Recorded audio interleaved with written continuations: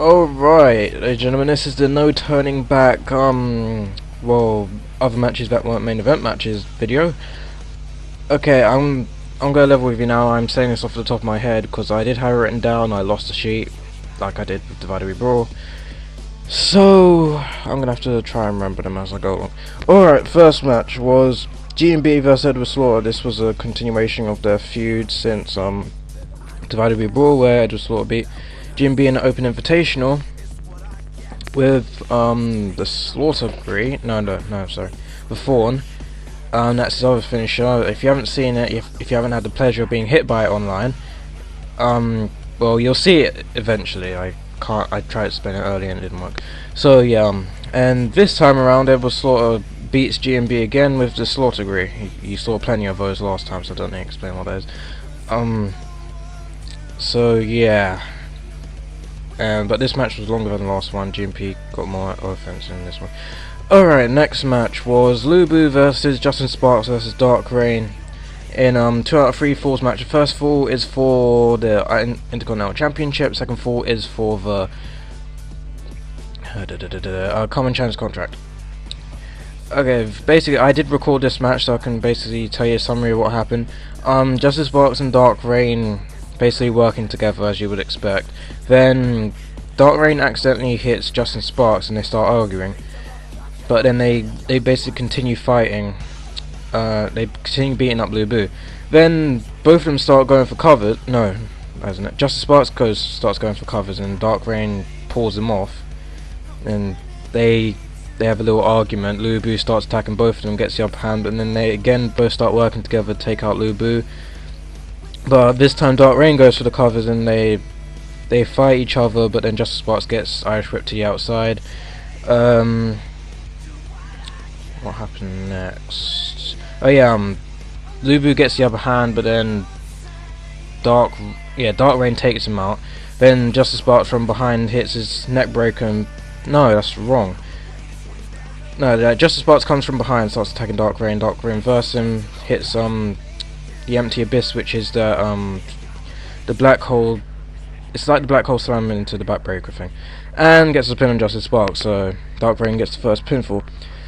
Then basically they Justin Sparks and Dark Reign start fighting each other again. And Lubu comes in, clears house, takes them both out. Then it takes Dark Reign out of the ring. Then has Justin Sparks in the ring, goes for the Anaconda device on him. Has a hold locked in. Dark Reign breaks up. All three are fighting each other. Then eventually Lubu gets the upper hand again. Keeps going for covers on both of them. Doesn't get it. Then Justin Sparks hits the Static Shock, which is the knee trembler, and on Lubu, and then hits the underhook power driver, which is the spark, obviously, on Dark Reign, and he gets a pinfall on Dark Reign. So Dark Reign's new Intercontinental Champion, and Justin Sparks wins Common Chance contract. Afterwards, however, Carmen Chan comes onto the ramp and says to Justin Sparks that she talked to the board directors, and just in case this happened, they said that they'd release her and then she could come back under Lubu's contract. So officially Lubu now has her contract. So Justin Sparks is obviously pissed off. Okay, that was a long explanation. Right, next match. Oh yeah, Nicole versus Violet for the Women's Championship. Basically Nicole dominates the match somehow. She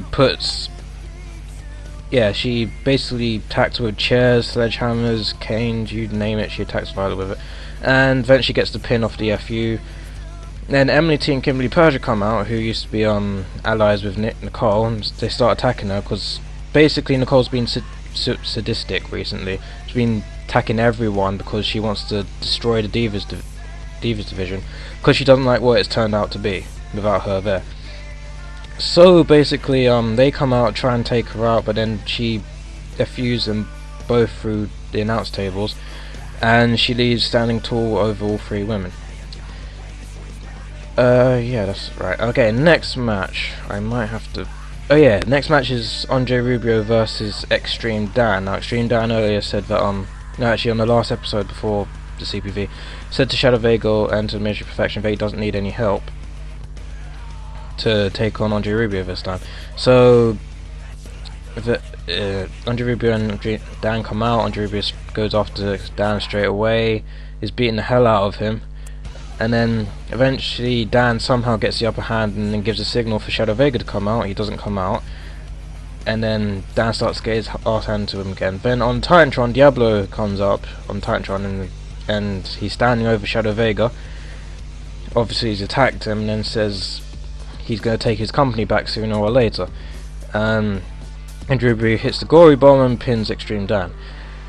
Then the next match, Stevie T versus Neo. This came about because Stevie T said he was going to be challenging Illusion at Brawl Mania as long as he still holds the title. Illusion says that's not going to happen and basically says he sets up this match with Neo. It's a hard fought match, back and forth match. If I did record it, I bet it would have been good. Why are the megabytes going down so quickly? What the